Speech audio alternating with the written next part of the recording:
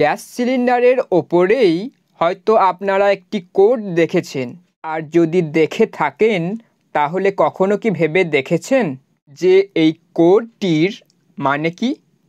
Gas সিলিন্ডারের ওপর লেখা এই কোডের লেটার ও নাম্বার ব্যবহৃত হয় মাস ও বছরকে বোঝাতে।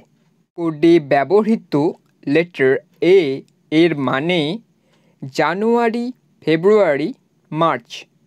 বি এর মানে এপ্রিল, মে, জুন। সি এর মানে জুলাই, আগস্ট, সেপ্টেম্বর ও ডি এর মানে অক্টোবর, নভেম্বর, ডিসেম্বর।